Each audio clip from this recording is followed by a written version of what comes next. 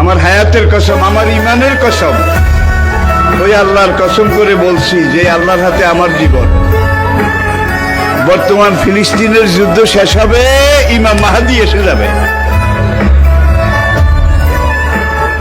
ইমাম মাহাদি আসার 9 বছর পরে, ইমাম মাহাদি আসার 9 বছর পরে ঈসা আলাইহিস সালাম আসবেন। আর ইমাম মাহাদি আসার পরে 9 বছর এটার মধ্যে দাজ্জাল তার আবির্ভাব ঘটবে। এমন সময় আমি আপনাদের সাথে কথা বলছি, হাদিসের ভাষ্য অনুযায়ী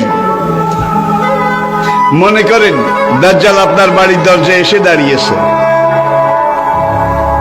এমন সময় আমি আপনাদের সামনে কথাগুলো বলছি, যেই সময় মনে করেন ইমাম মাহাদি আপনার ঘরের সামনে এসে দুয়ারের কড়া নাড়তেছে। কত কাছে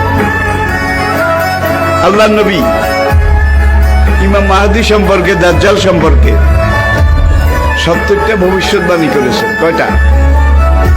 তার মধ্যে 66টা হয়ে গেছে, বাকি আছে কয়টা?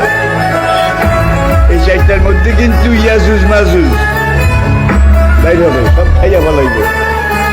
এবারে দাবাতুল আরদ কোরআনে আছে, দাবাতুল আরদ মক্কা এবং তায়েফের মাঝখানে জমিন ভেদ করে একটা জন্তু উঠবে।